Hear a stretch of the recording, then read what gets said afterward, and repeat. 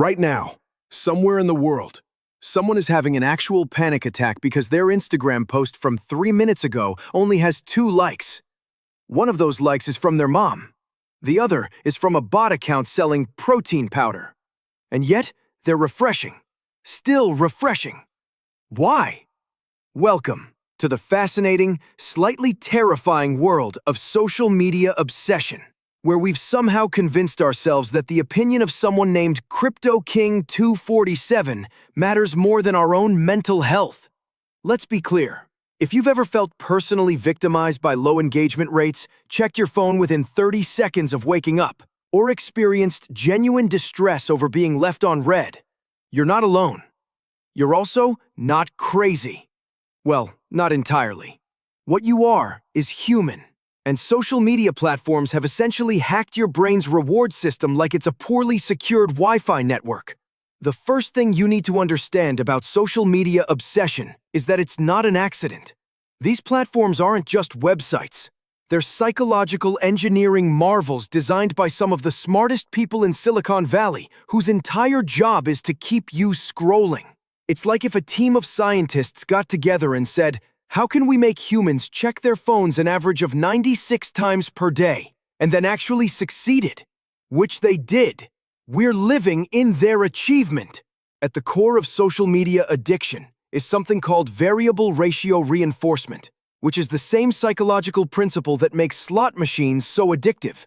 When you pull that lever, or in this case, refresh your feed, you don't know what you're going to get. Sometimes it's boring. Sometimes it's hilarious. Sometimes it's your ex with someone new, and you need to immediately call your therapist. This unpredictability creates a dopamine response in your brain that's stronger than if you got the same reward every single time. Your brain loves mystery boxes, and social media is essentially an infinite mystery box that fits in your pocket. Every like, comment, share, and follower triggers a hit of dopamine, the same neurotransmitter involved in pleasure, motivation, and yes, addiction. When someone validates your post, your brain lights up like a Christmas tree in the exact same regions associated with love and reward. This isn't metaphorical. Brain scans show it. You're literally getting a chemical high from people double-tapping your photo of avocado toast. Let that sink in while you're having avocado toast and photographing it for later. But here's where it gets really interesting. The anticipation of that reward is often more powerful than the reward itself. This is why you compulsively check your notifications even when you know rationally that nothing important has happened in the last 45 seconds. Your brain is chasing the possibility of validation, and the longer you wait between hits of dopamine, the more desperate the craving becomes. It's classical conditioning, and you're Pavlov's dog, except instead of salivating at a bell, you're reaching for your phone at every notification buzz. Social media obsession also taps into fundamental human needs that have existed long before the internet. We're social creatures who evolved in small tribes where social standing literally meant survival. Being excluded from the group could mean death. Fast forward to today, and while being unfollowed won't actually kill you, your ancient brain doesn't quite understand that distinction. When you post something and nobody engages, that primitive part of your brain interprets it as social rejection, triggering stress responses that feel disproportionate to reality. You're not actually being exiled from the tribe, but your amygdala missed that memo. The fear of missing out, or FOMO, plays a massive role in social media obsession. Every time you see someone else living their best life, attending amazing events, or achieving success, your brain does a quick comparison and often concludes that you're falling behind. Never mind that you're comparing your behind the scenes to everyone else's highlight reel. Never mind that the person posting those vacation photos might be drowning in credit card debt and existential dread. Your brain sees the curated perfection and responds with anxiety and inadequacy. And what's the solution your brain proposes? Check social media more often so you don't miss anything. It's a beautifully vicious cycle. There's also the identity factor. For many people obsessed with social media, their online presence has become deeply intertwined with their sense of self. Your follower count becomes a measure of your worth. Your engagement rate becomes a barometer for your likability. You start crafting your real-life experiences through the lens of, how will this look online? You're not just living your life, you're directing, producing, and starring in a reality show where you're both the creator and the audience. And if the ratings drop, so does your self-esteem. The psychological phenomenon of social proof also keeps people hooked.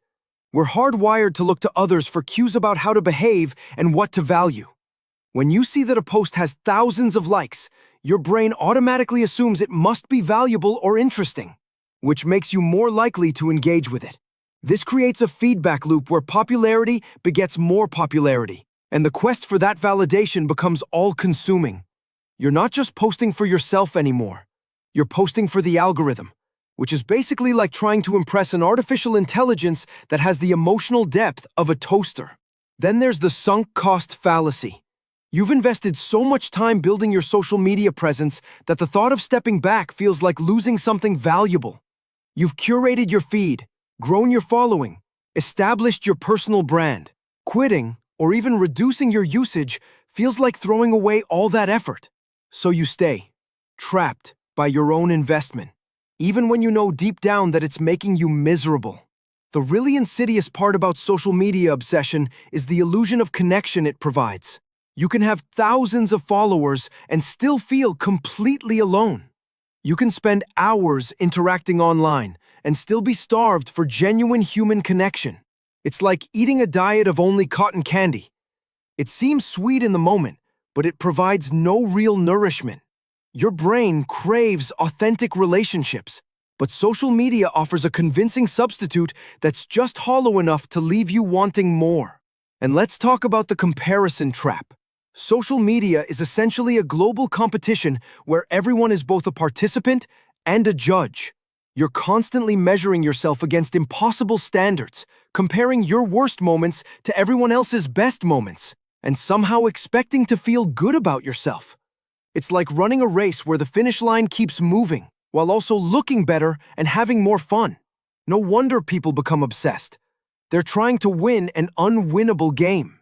The withdrawal symptoms people experience when separated from social media are real and documented. Anxiety, irritability, restlessness, and obsessive thoughts about what you might be missing are all common responses. Some people report feeling phantom vibrations from phones that aren't even there. Your brain has been rewired to expect constant stimulation and social feedback. And when that input is removed, it protests loudly. So what's the solution? Understanding the psychology behind social media obsession is the first step. Recognizing that your feelings are the result of deliberate design choices, not personal weakness, can be liberating. These platforms are engineered to be addictive, and falling for it doesn't make you shallow or weak. The key is becoming aware of the mechanisms at play and making conscious choices about how you engage with technology. Set boundaries. Turn off notifications. Designate phone-free times. Curate your feed to include content that genuinely adds value to your life rather than triggering comparison and anxiety. Remember that real life happens offline, and that the validation you're seeking from strangers on the internet pales in comparison to the satisfaction of genuine accomplishment and authentic relationships. Your worth isn't measured in followers, likes, or engagement rates.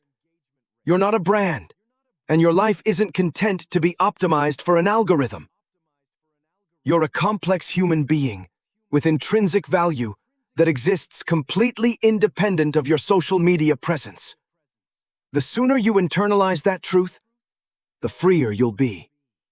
Now, if you found this video helpful and you want to support psychology content that doesn't require you to doom scroll for 3 hours, do me a favor and hit that like button. Subscribe to the channel for more insights into why we do the weird things we do.